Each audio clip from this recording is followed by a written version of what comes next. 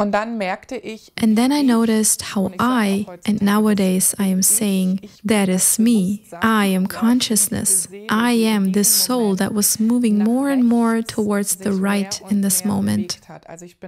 I stepped out of my body and I was being pulled to the right.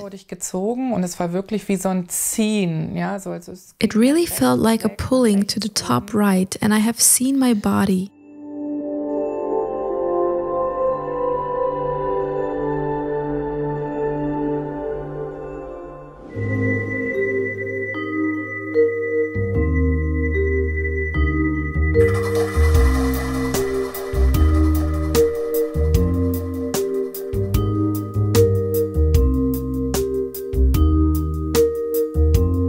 Frau Nassar, Sie sind, wie Sie es selbst bezeichnen, Ms. Nassar, you are, as you would call yourself, a spiritual guide, a consciousness coach. You want to encourage helpful changes of perspective, and you draw from your own, partially painful, experiences, which, among others, even led to a near-death experience. Let's start there, please. What happened back then? Was ist damals geschehen? Also ich war 23 oder 24. I was 23 or 24 years old and lived in Cyprus with my daughter. She was almost 2.5 years old, and we also lived with my husband that I had at the time, but we were already in the separation phase. Doch wir waren schon in der Trennungsphase und ich bin trotzdem immer auf Zypern geblieben. I stayed in Cyprus though, or had flown there because of my child, so that she could have her dad as well in those early years. Und ja, also on that day, my ex-husband and I got into a very big fight. I remember exactly how it started. I was sitting on the couch with my daughter. We had a small villa and we sat on the couch together. My ex-husband had 2 bottles of alcohol in his hand because he couldn't handle this whole breakup situation. He wanted to leave the house, and as he opened the door, he said, "I'm going to the beach now, and then let's see what will happen to me." I saw these 2 bottles in his hands, and I somehow had a very bad feeling. I got up and said, "No, don't do it." Ich bin dann aufgestanden, habe gesagt, nein, tu es nicht. Und irgendwie fingen wir dann halt and then we somehow started to fight with each other. And we got kind of loud as well. In this moment, when it got louder, my daughter simply fell asleep on the couch. She just fell asleep. Einfach eingeschlafen. Und ich habe das wahrgenommen. That's what I noticed. But I was still fully engaged in the argument, which became even louder and even more intense. And then he came back into the house. I would say it was quite violent mentally, because at that moment, everything came to the surface why I wanted to break up with him in the first place. Very often it was humiliating and degrading, and I simply couldn't live like that anymore. Therefore, many things had been said during this argument, by me as well, of course, and it became even louder. Honestly speaking, we kind of provoked each other. I was not the kind of person who would want to become violent in such situations. That's why I left the situation at first. Bin ich halt erstmal weggegangen, habe die Situation verlassen, diesen Moment. But he went after me. In this moment, all those energies had really built up to such an extent that we ran through the house. He ran after me, chased me, wanted to grab me, shake me. There was so much aggression within those moments. We argued and yelled at each other for maybe 4 or 5 hours. I even temporarily locked myself in a room and he was beating against the door.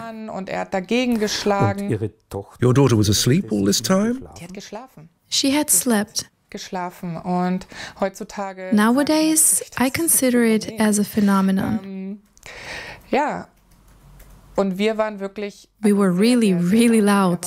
He was very aggressive and even grabbed me several times. This whole situation, all those hours, obviously made me feel like I have no energy left. I felt how I was getting weaker and weaker. I then ran down the stairs into the kitchen to somehow diffuse the situation. But he was completely mad.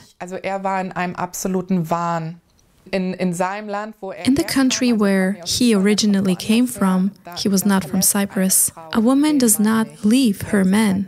It is a different culture, and I am not saying that in a derogatory or judgmental way. It's just a different culture. And he was absolutely unable to deal with it, hence the aggression. So I was standing in the kitchen and all of a sudden, knives flew in my direction. He had grabbed some knives from a knife board and threw them towards me.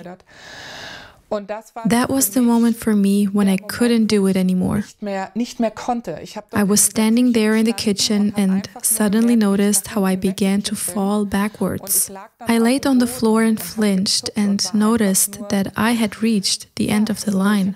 I couldn't take it anymore, since the whole marriage itself was really exhausting and stressful to me, and this very moment was simply too much. He then jumped on me and started to choke me. I had no chance at all. He had sat on me in such a way that my arms were kept tight to my body and his knees were pushing against my body. That's how he choked me. And as he did so, I really thought, now it's over. This is my end. I don't have a chance anymore. Jetzt ist mein Ende. Ich habe keine Chance mehr. Und es war ein Moment. It was also a moment when I saw my whole life again, and when I knew that I was about to go. He kept pushing further and further, and because he did so, I swallowed my tongue and was therefore unable to breathe. I even noticed how I swallowed my tongue. I still remember that. I also remember the last moment of looking at him, and I was really looking into black eyes. He was truly delusional and couldn't notice anything anymore. That is what I still noticed. Then there was something like a wall in front of me. All of a sudden, everything became dark. And then I noticed how and nowadays I am saying, that is me, I am consciousness, I am this soul that was moving more and more towards the right in this moment. I stepped out of my body and I was being pulled to the right. It really felt like a pulling to the top right, and I have seen my body, and I have also seen his eyes still. But not from that position where I laid on the ground, but rather from the right. I saw him squeezing and being totally delusional. I saw how he was shaking my body whilst pushing it, but I didn't feel my body anymore. I didn't notice anything anymore. I only saw what he was doing. I saw my face, and then sort of looked away and began to float further towards the top right. Bin ich dann hingeschwebt und es war wie so ein ganz It was like a very dense fog which I flew through. I knew that I know the way. The path where I was about to go was clear. It just kept going up to the right, and I was familiar with this path. I knew it. I didn't feel anything like anger, sadness, or rage. Quite the opposite was the case. I felt all the things that we strive for here on earth. I felt happiness, harmony, peace. It was very light and gentle. The fog started to get brighter on the one side, and it became less. This fog kind of opened up more and more. I wouldn't call it a tunnel, but rather a fog in which direction I was being pulled, and which opened up further and further. During this opening, I saw a very, very bright light in the distance. It was just really beautiful. It was pure peace, pure love that I perceived there.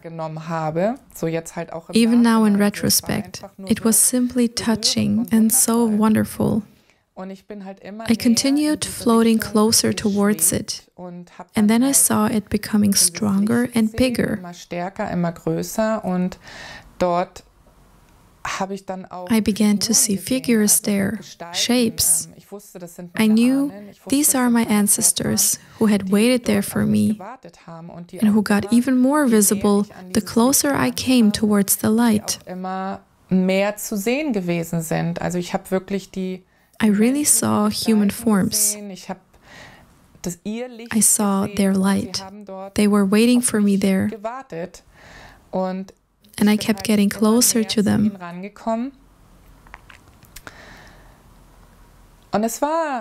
Nothing has crossed my mind anymore, that I have a child, or that I have a life on earth, or that I am coming straight from a fight. It was just pure peace. So I got very close to the light, and in this moment, when I wanted to step into the light, in order to make the transition, I heard the voice of my almost 2.5-year-old daughter who had said, "Mom, please don't leave yet. I need you." I heard this voice so clearly. She wasn't able to talk this properly, but I heard this voice. In this moment, I slightly hesitated. I wasn't able to go into this light.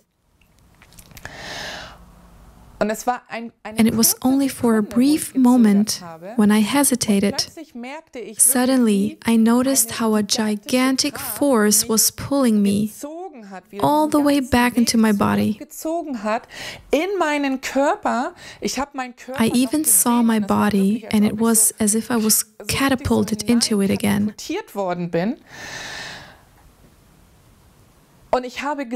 And I also saw what happened as soon as I got into my body. My ex-husband was in the process of pulling my tongue back out of my throat. Apparently, his mind got clear again, and he had even done CPR before, as well as a cardiac massage, which broke a rib, and all of that was completely unnoticed by me. But in this moment, when he had pulled my tongue out of my throat and then held it, was the moment when I was able to breathe again. And that's when I felt my body. Was that a shock? Yes, it was really strange and for sure a shock to come back from peace and lightness into this heaviness. Moreover, everything that had just happened became clear again. I saw the knives again that had flown shortly before. I saw the whole situation that took place once again. And I also saw where I just came from. It was very strange, as if I was between worlds, like not being there at all, and at the same time being totally there. What did that mean for your relationship? How did you react? Well, in this moment, when I was able to look at him again, when I opened my eyes while he was still holding my tongue, I looked at him and he was crying. He was completely shattered and repeatedly said, "I'm sorry, I am so sorry, I didn't want to, I'm sorry." He was a completely different person again. He returned from this state of madness into the humane, so to speak. He realized what he had done. I, on the other hand, was not even able to talk at first. Nowadays, I know that the tongue is a muscle. It needed to be supplied with blood again. And once that happened, and I slowly began to notice my tongue in my mouth again, my first words that I said to him were, and he was still sitting on top of me, weeping bitterly. But the first words that I said to him were, "Get out of my life." So that was the first thing I said to a human after having experienced this near-death. To be honest, I didn't just say "get out." I might have formulated it harsher than that, but I prefer to tell it like this: "Get out of my life." He had tried everything and said a lot, but these words didn't resonate with me. All I could think about was, I want to see my child. I have to gain strength somehow now. I need to feel myself again completely. I want to be with my child and lock myself in a room with it. I was obviously extremely terrified of my ex-husband, since I saw his irresponsibility so clearly in that moment. All I wanted was to lay down on the bed and hold my child. These were my thoughts at that point. My ex-husband tried to help me to get up, but I said, "Don't touch me, back off." Then I somehow regained my life energy and was able to get up and basically walked through the kitchen like a ghost, walked up the stairs all the way up to my still sleeping child. I picked up my child and walked up the stairs to the bedrooms and locked myself there in one of the rooms. I laid the whole night there together with my child and was so afraid. I had her in my arms and was just scared that my tongue would fold back down into the throat again. I was in an absolute state of panic and I couldn't even sleep that night. My ex-husband came up to the door every now and then and asked, "Is everything okay? Please, let me be with our child." I always responded with, "No, leave me alone." The relationship to my ex-husband changed in a way where everything that had been built up over the years anyways within me somehow transformed into fear, anger, hate, and panic.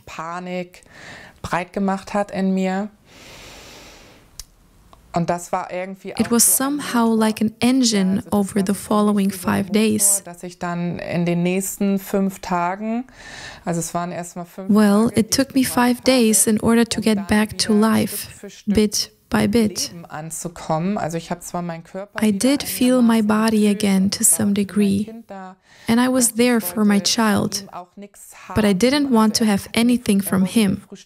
He wanted to bring me breakfast to bed with freshly squeezed orange juice and so forth, but all I could think was, he wants to poison me.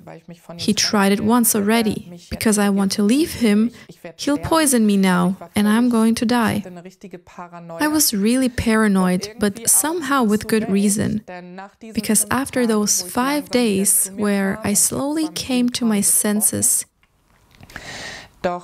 he noticed how I regained my strength more and more, even though I barely spoke to him. On the 5th day, I remember that he had our child in his arms and wanted to go to work. He looked at me while holding our little one, and I once again saw this darkness in his eyes that I had seen 5 days before already. He said to me, "When I come back from work today, I will finish that which I have started." In this moment, I felt so much panic and fear within me, since I knew what that meant. I just nodded my head, took the child, went inside, and waited until the car was gone.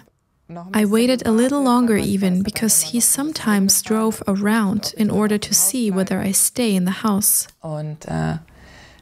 Then I began to run in panic through the house, packed all of our stuff, all our clothes, everything that belonged to me and my daughter, and threw it into a suitcase. On the one hand, I was full of panic and thought, I need to leave. But on the other hand, there was so much anger and hate towards my husband at the time. I took all the pictures we had in the house and cut him out everywhere. I threw him on the ground, so to speak, and only put the pictures from me and my daughter in the suitcase.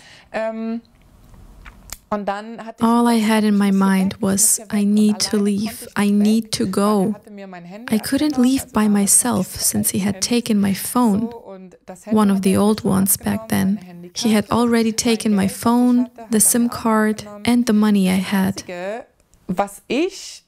The only thing I did when I came to Cyprus, probably out of some kind of providence, I had hidden our passports. So I took them out of the hiding spot and then walked across this villa complex with my daughter, where we lived at the time. I knocked on houses, on doors and windows. Nobody opened. I screamed, "Please help! Please help!" But there was no one who wanted to or who could have helped us. At one point, one woman opened the door. It was a British woman who, and this can't be a coincidence, had experienced a very similar story like mine. Up until this day, I do not know whether she had a near-death experience, but she was familiar with being harassed by an abusive husband and even fled from her marriage herself, and could therefore totally understand me. She saw me straight away and knew this was really a matter of life and death. She and her new husband helped me then to get all of the stuff out of the house and stored it in her house. She covered everything so nobody could look inside the house from the outside and see our suitcases. Then I had to flee with my daughter. Did that work? Yes. Even though we were chased by him. Like I said, on the one side, he was a wonderful human being, but on the other side, there was this irresponsibility that made him unable to feel and see himself. To sum up, you were able to live in Germany again and got rid of him? Partly. At first, I asked in the city where we lived what I could do to protect myself. For instance, in case someone asked for our address. I wanted to make sure that we are safe and that no information about us would be given away. I had to make sure that the kindergarten was informed about that as well. I was being pursued several times by certain people, his compatriots, so he knew where we lived. But he himself left us alone. Nonetheless, he had an eye on me, on us, the whole time. We sometimes talked on the phone then. I had a new number in the meantime, and since I was in contact with his sister, we came into contact too. I was simply traumatized. All I did was screaming at him. And he said something every now and then. At some point I said to him, "Listen, I don't want to see you ever again. I don't want to hear from you ever again. The divorce is in progress. I don't want to have any more contact with you. Leave me and our child alone. Enough."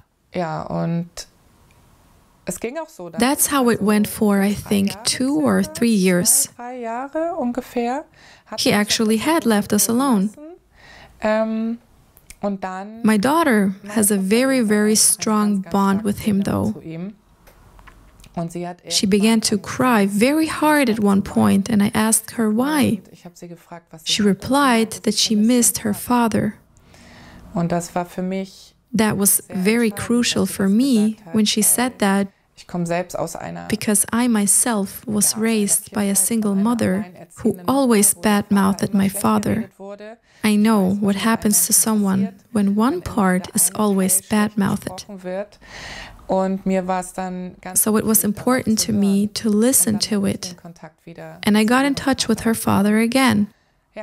Therefore, we got in contact again somehow due to my child, our child.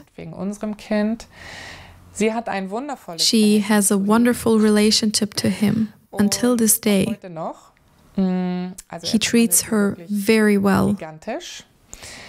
At some point, I realized the more I stay in this hate and anger towards him, the more heat builds up within me, the worse I feel. Therefore, I decided to forgive him later on other levels as well. I did shamanic rituals that I received from the spirits, so to speak, and performed forgiveness rituals. The remarkable thing was that he called me around 6 months after I had done these sort of rituals. He called me and cried terribly and apologized for everything that he had ever done to me. Also for this moment when I stepped out of life. I once asked him, "Why did you do this to me? I am the mother of your daughter. Why did you do this?" And he explained that in his mind it was like that. If he can't have me, no one will. That was the trigger for him, basically. I forgave him everything, and he apologized for all of that, really for all of it. I then asked him whether he had seen a doctor or something, because I thought, okay, maybe he got a diagnosis that he's about to die and now he wants to clear things up. But no, 6 months after I had done these forgiveness rituals, he called me and apologized for everything. Do you think that the near-death experience was beneficial in the process of forgiving? And what did this experience do to you in the long run? It certainly did a lot to me on many levels. In the beginning, I was obviously traumatized. I couldn't grasp anything that happened. Im Nachhinein jedoch, weil für mich selbst ging es noch. My life went downhill even further as it already did. My life was extreme even before the near-death experience. Extremes Leben hinter mir, auch schon vor der Nahtoderfahrung. But when I was 28 or 29, there was this moment where I thought, enough is enough. I want to live. Ich will leben. As I said, I was still totally caught up in all this trauma, but something within me said, I want to live. The memory of the near-death experience has always been very present. And once that voice appeared within me, I want to live, more and more memories came up to the surface, namely memories of my childhood, when I was a small child, up until the age of 12 to 14, I believe. I was always very strongly connected to the spirit world at the time. I even did astral projections, as they are called nowadays. As a child, I had always done these out-of-body experiences. I can remember it very clearly, how I flew through different worlds. I had my guides there. and I was able to feel in these worlds. I always felt this pulling and being pulled towards something, this withdrawing and being pulled. I had made these experiences as a child, but it was sort of a game for me. And when I had this voice within me, I want to live, and enough is enough. I remembered that. I also remembered how the people around me always told me, yeah, all of this is a fantasy world. You're crazy. Who knows what you have dreamed again? For me, it was reality though. And it was quite hard for me as a child, as a teenager, to live with all those experiences and this knowledge, to have these otherworldly experiences. As a child, I already worked a lot with my spirits on a spiritual level and generated healing and so forth. I don't even want to go further into this, but the more people said to me, this is a fantasy world that you're living in, the more I thought, okay, enough. I don't want to have all of these gifts and abilities. I am done. And so I closed myself off from my actual being and from these other worlds that existed also, from all those other dimensions. Well, this memory came through so strongly that I just knew it was real. Because I also experienced it when I left my body in this extreme situation back then. I had seen my body. I had flown through the fog. I had seen this light and these shapes. I was not in a fantasy world. This kind of awareness has pushed me forward a lot because I knew again. People could speak as they wanted to. I couldn't care less at one point. Because I knew that I saw, I knew that I experienced, and that I didn't imagine it. It doesn't matter who says anything. I know what I have experienced and seen. That has helped me immensely on my further spiritual path, and also in shamanism. This made it so much easier for me to immerse in all those inner journeys throughout my shamanic training, because it was so clear to me it was reality.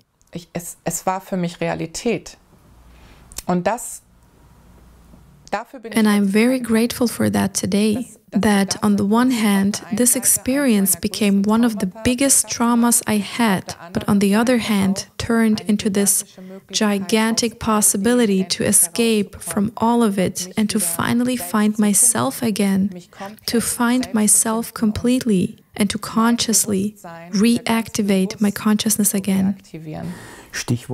Speaking of enough is enough, were there other crises that led you to this decision? Do you want to talk about it a little more? Yes, of course I can. It is important to me that people understand the following. No matter where we had been, no matter at what point in life we are, and no matter what happened to us, it's not about assessing the situation and saying, yes, that was good, that was bad. It is rather about really making the best out of everything and to never give up and always believe in ourselves. I have already mentioned that my life was quite brutal in some way before my near-death experience. I experienced sexual abuse as a child. I experienced mental abuse. In your family? Yes. A good friend of the house was in my children's room for about 3 years. How old were you then? Between 6 and 9.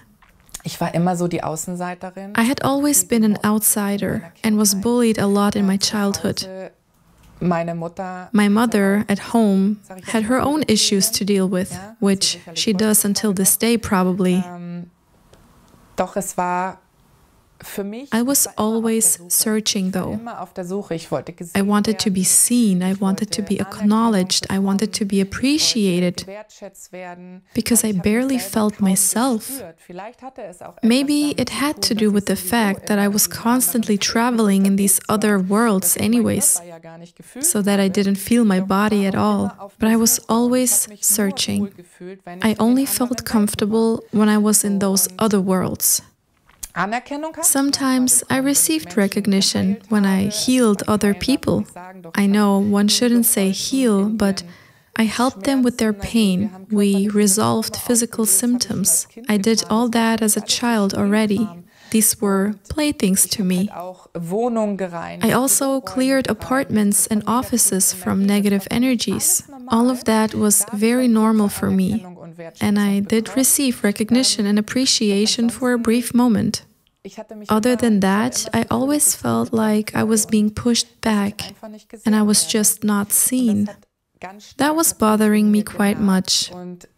The sexual abuse which took place was also something that made me feel totally abandoned. I was aware of the fact that this is not okay, since I have been educated very early on. But like I said, my mother was where she was, and that should not be a justification or an excuse. She noticed it once, though. She came into the children's room and saw him sitting on the bed. I was naked, and she saw that he touched me. She asked, "What are you doing?" And he replied, "Massage." She said, "Okay, I'll keep making dinner." She couldn't help it. Nowadays, I am not angry at my mother. Not anymore. I don't hate her. She simply was there where she was. All of it was confusing. She saw it. Was that okay now? Is it not? Therefore, I simply suppressed it. I suppressed it and started to take drugs at the age of 13. I came into circles where I was quote-unquote appreciated and recognized. The extremer I was, the cooler I became. That's how I was able to build up my self-recognition, even though I can tell now that it was built on illusions. I received an illusionary appreciation from the outside and therefore went deeper and deeper into these circles. I was in other circles as well. It was not just drugs, violence, and crime, because they simply belonged together. I was also in circles where people really had a lot of money and lived a very beautiful life on the surface. I was always able to adapt. Still, I always noticed, no, none of this is me. I was always kind of driven in a way. Therefore, as soon as I said completely goodbye to all my gifts and abilities, I got deeper and deeper into the downward spiral of violence and crime, which of course included rapes, beatings, and other brutalities.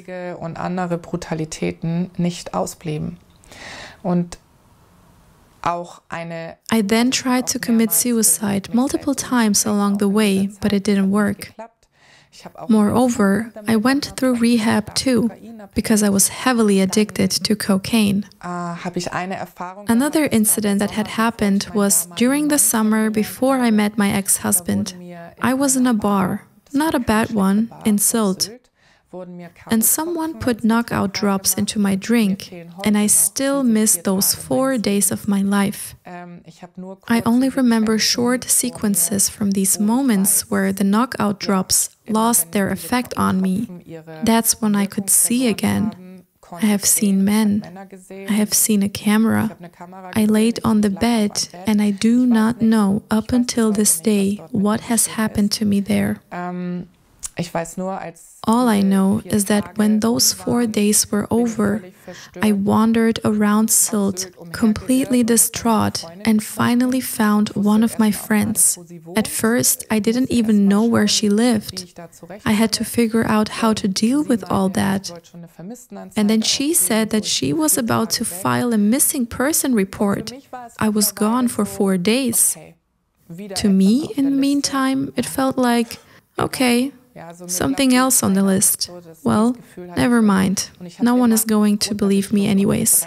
A feeling that I had constantly. And I've always swallowed and repressed and repressed.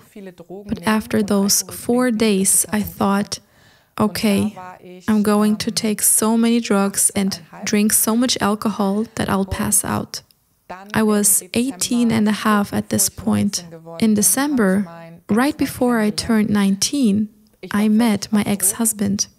I was totally on drugs and basically didn't notice anything anymore. But he was standing there and was kind of like my savior. He suggested warmth to me. He suggested security to me. And I was able to simply surrender to him. He was basically my prince. And we became a couple pretty fast. In the beginning, he learned a lot about me and used it then, later on, to manipulate me eventually. Consciously or subconsciously, it doesn't matter. At the end of the day, he did manipulate me, and I devoted myself to him. That's how I ended up in this marriage. It was love to me. In retrospect, though, it was kind of like a dog and master relationship. I always tried to get love. I did what I should do, what a woman is supposed to do, how I should have done it, and I basically fell into the next downward spiral. You came to the conclusion, enough is enough, after your escape? Were there other incidents afterwards that you perhaps don't like to think of today? Yes, one can say that I don't like to look back at them. Yes, that is correct. On the other hand, though, everything that has ever happened to me made me the person I am today. Therefore, I am able to help as many people as I do. It is important to value that. These 4 or 5 years after the near-death experience were very brutal again, on a sexual level, on a mental level. Again, lots of violence and a downward spiral regarding drugs. I was once again addicted to cocaine. You had overcome the addiction in the meantime. Yes, exactly. I had 3 detoxifications in my whole life, and I had done 2 already at this point. But then I had started it again, because I just didn't know how to compensate all of that. Due to all these negative circumstances, and that my body had been used again, and that I once again was not seen as a human being, simply as an object, that's how I felt. Surprisingly, my child never noticed that I was addicted to drugs. When we talked about it, and we do until this day, she always said, "Mom, I'm so grateful because whenever I see other parents who take drugs, it is really obvious. You, on the other hand, somehow managed it in a way that I wouldn't notice." And I said, yes, I always tried to do it in the evening only. And if I had ever done it during the day, then not as intense.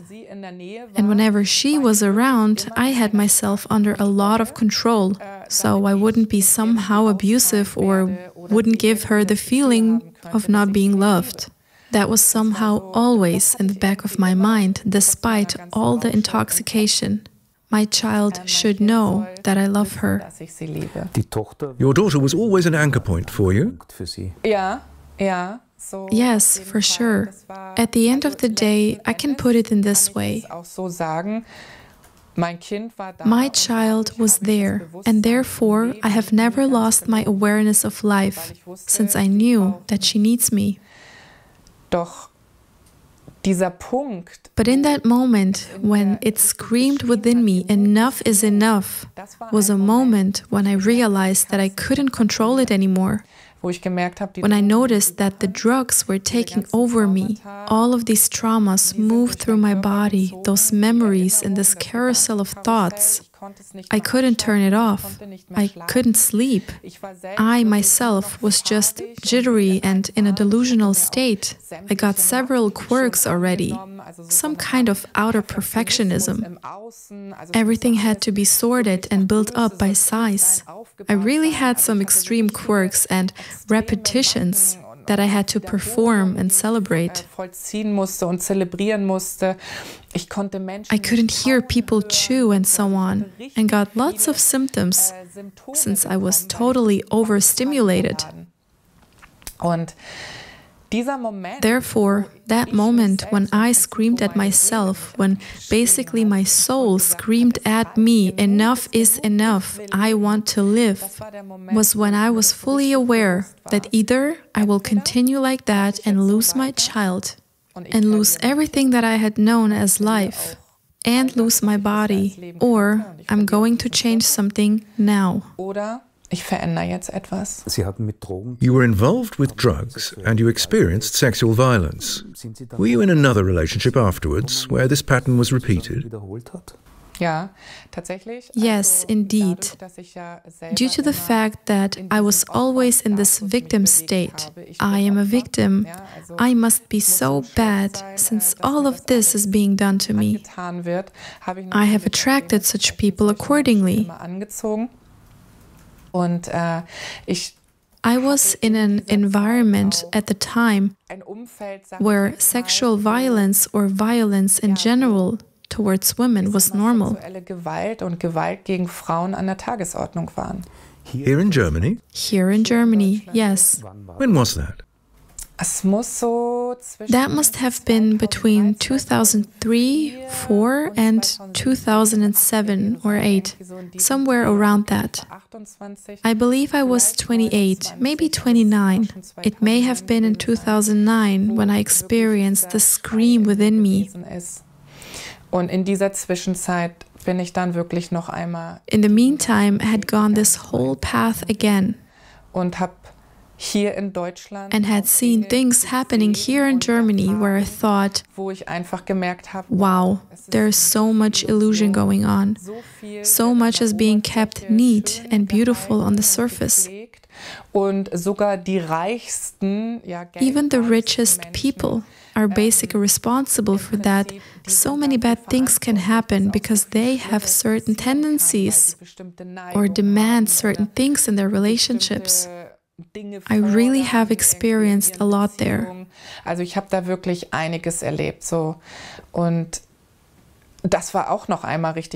It got really intense once again and was kind of an awakening. But in the end, I did wake up for myself on many different levels. The near-death experience was something that proved me I am not crazy. As a matter of fact, that was an anchor to me.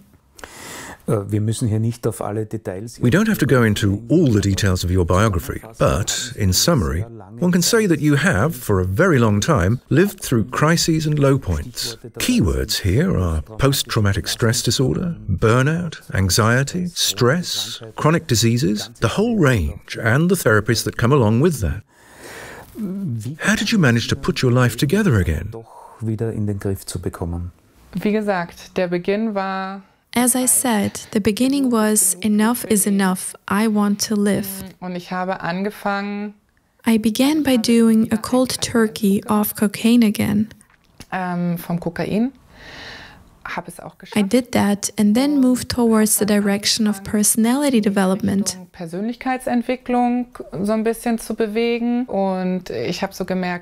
Then I noticed that the more I have dealt with myself, the more interesting life became.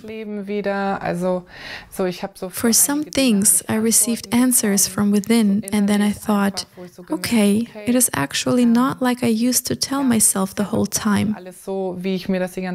It can be viewed in a different way too, and then it's easier. By remembering what I have done as a child already through my near-death experience, I also remembered that I, as a child, have always liked Native Americans and shamans. I even had my own tent in my children's room, kind of my own tipi. And I noticed, hey, there was something that has always opened up my heart. When I was 30 years old, I was given even more diagnoses by doctors. Chronically traumatized was the main diagnosis, and in the meantime, I had had multiple unsuccessful therapies over the years. At least 18 or 19 until this point. Psychologically, I was quite skilled, I would say. I was aware of many things that had to do with psychology. It just didn't help me personally. Then I said to myself, look, Joyce, all these pills and everything else I have done until this point has not done me any good. It leads me to a certain point, and then I break down over and over again. I didn't want that anymore. That was not how I wanted to live. I said to myself, there must be another way. Especially since there was another moment when I was so low again and thought, it is better for me to die because then I can be there for my child as an angel because I am worth nothing as a mother. That's how low I was, even though I didn't take any drugs anymore, no cocaine. I did consume lots of cannabis, alcohol, and cigarettes still. I was always in self-destruction and therefore said at one point, I can't do it anymore. I then began to look for shamans who might be able to heal trauma, and I did find something. I participated in a shamanic trauma healing. I came out of it after laying there for 3 hours, and I felt like I was breathing for the first time, as if I was seeing the sun for the first time, as if I felt myself for the first time. This moment was like a huge trigger once again to my origin, to the original that I am. So I went on that path more and more. I had shamanic training, I went deeper and deeper into it, and lived this soul level very, very strongly. It can also become a little trap to just live on the soul level. I always lived according to the term high fly. It's all light and love, so to speak. Yes, it is all light and love, but we are still allowed to live and be here as human beings in our bodies on earth. And that what we see here should be perceived and acknowledged. Then we can make the best out of it on other levels with that knowledge and the higher consciousness. I simply had to come to this realization first, and at the end of the day, my spiritual path was much easier for me due to the near-death experience, because it was reality for me. It was nothing I had to believe in. I knew it was like that. Yet, the shamanic path has not helped me to such an extent yet that I was able to say, I am completely healed, I have no physical symptoms anymore, or this carousel of thoughts finally came to a rest. I still had this pull again and again towards the past, my experiences, the violence and so forth. But I didn't want that anymore. Then I thought, okay, how can I actually change all of that? I want to be free finally. And I really observed myself during that time, without judging, without analyzing. I simply observed. And that alone is super exhausting. Und doch habe ich es geschafft. Yet I made it, luckily. Und als ich dann I got up one day and felt pure life within me. I was full of life, full of joy. I wanted to dance. Ich wollte tanzen. I was in this mode that I wanted to celebrate. This was the moment when I thought, yes, I made it. I made it. Here I am. That is me. Das bin ich. Und hier in diesem Moment kam everything came together in this moment, what I had perceived during my near-death experience already, when I moved towards this direction where I felt the love, the weightlessness, the peace, the happiness, the joy. Frieden, das Glück, die Freude, all das, wonach wir immer streben. Everything that we strive for was felt by me on that day, in this moment. That's when I knew I made it. I made it. And so I continued to build on that. Therefore, it became easier and easier for me.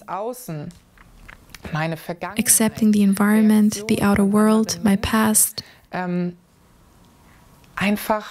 Reactions from other people, because I have finally accepted myself fully and I could finally feel myself. Voll und ganz, und ich konnte mich endlich spüren. What exactly are you doing today as a spiritual guide, having lived through all these experiences? Ja, also dankbarerweise kann ich. Thanks to my experience, I can meet people there where they are, every one of them. Weil ich ja wirklich, since I have experienced so unbelievably much, since I had diagnosis, since I've healed myself, since I have found my life force energy again, and since I know that this life force is within every one of us. Und so arbeite ich halt. That's how I work with people today. I make them remind again, by letting them feel again, that they are so much more than what they see in the mirror or what they have been told by others or themselves. Nobody has to limit oneself because we are wonderful, unique beings. That's what I do. I make them remind that they are allowed to believe in themselves again. Absolutely. Everyone should please believe in themselves and never give up on themselves, because every human being is precious and valuable. Speaking of change of perspective, can you name one example of development which you have witnessed that has especially amazed and touched you? Nehmen wir eine Frau. There was a woman who was not in touch with her daughter anymore. Mit ihrer Tochter ja überhaupt nicht mehr so in Kontakt gewesen ist. They were in a very sad, bad contact. Und ihr Fokus war halt her focus was on the contact with her daughter, of course. She somehow never got any further. She always said that she has a blockage. She is not connected to her higher self, and that has stressed her a lot. That she had no relationship to her child anymore. That there was this separation. Und ich habe halt angefangen, mit ihr zu arbeiten. So I started to work with her so that she would feel herself again, acknowledge herself, see herself. We really moved from moment to moment, which then opened up the space for her. It was no longer about what happened or what someone had said once. That is not how I work. That is something I know from my therapy experience. It has never done anything for me to just look back over and over again. We rather moved from now to the next now. The more we did that, the more I talked to her and helped her, the more she grew inside and got stronger. She got more stable, became more joyous, and got happier and happier. She suddenly started doing things that she had always dreamed of and has continued to develop there. She was really doing so wonderful in her way. And suddenly something happened. I always say it has something to do with our energetic field. If we change that, we will also send out other frequencies. And that's how it was. Suddenly, her daughter got in touch with her again, and her daughter is with her more often now. They are now in the process of rebuilding a harmonious relationship. That is touching to me because it shows me exactly what I have experienced myself. The moment I really started to work on myself, the relationship to my child has changed, and even my child has changed for the better. It is simply wonderful to be mirrored this experience by this woman. I am very, very grateful for every path that I am allowed to accompany. I am allowed to experience so many wonderful things as soon as people start to allow something. Stand up and take responsibility for themselves, get out of blame into the responsibility and into caring for themselves more and more. Whether that is just a one-time experience or a two-time or a long-lasting experience. Lives are being changed for these people because they suddenly perceive themselves very differently. That basically touches me every time. Jetzt noch auf die gesamte Gesellschaft. Referring now to society as a whole, which you have come to know in all its different shades, when you say that many people are being caught up in their self-development, do you have any general advice here? What would be beneficial society-wide in order to change that? Von Vorteil, das zu ändern. Yes, there is indeed something, and it is something I always say. We are allowed to step out of evaluation, judgment, condemnation, and this whole finger pointing in general. And we are allowed to step into self-responsibility, which is outside of guilt. Blame is something imposed. I put it on myself, or someone puts it on me, and I accept it. We can step out of guilt because it's always about development, and we can only develop if there is no one who is constantly standing there pointing at us with his finger saying, you, you, you. Also, we can only develop once we stop evaluating ourselves all the time, but rather look and say, okay, this is the path I've walked. It might have felt a little hard, yet I have walked it. And now I am taking the best out of this path as much as I can. Because I always say, we have limited minds, and we don't even know what else there might be that's the best for us. But once I say, okay, here I am at peace with myself, with my heart, it feels good for my body and for myself, then this is how I have to go there, how I have to position myself to me. Unfortunately, we live in a society where people only look at others, and where it is all about what has the one done and what has the other done, instead of simply saying, hey, it's all about growth, about self-development and progression, because that is the only way a real, true society can grow. Because if I am for myself, and if I feel myself, then I am able to feel and perceive the other. If I perceive myself, if I acknowledge myself, then I can also acknowledge and perceive my counterpart. If that will continue like a positive domino effect, then we can do something wonderful for us, for a true and real and honest society, and therefore, of course, for the whole world. What do you answer when you're being asked, perhaps because of your personal path, why do some people experience so much suffering? Of course, I have always asked this myself too. And for years I've been in this concept that I have a bad karma. I have once done something evil, and therefore so much evil is happening to me. Nowadays, I am sure, due to my otherworldly experience, that it is not about guilt.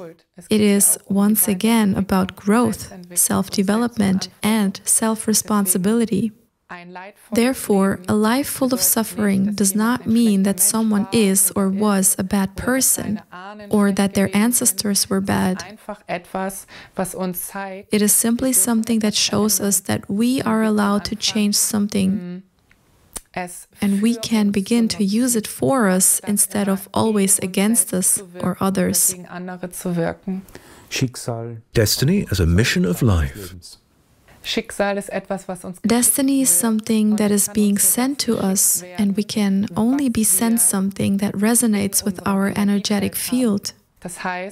That means if I am in a high energy, something beautiful will be sent to me, something high, not in a sense of value, but rather something wonderful, pleasing, positive. If I am in a negative, dark, and low energy, then only something according to that can be sent. Therefore, in my opinion, destiny is something that we can always reshape and redesign due to our personal responsibility. Fate is a possibility, but not a rule. If this has always happened to me, it will continue to happen. No, destiny is a gift, so that we can evolve. Ms. Nassar, thank you for the insight into your work and your biography. Thank you so much for this conversation. Thank you very much, too.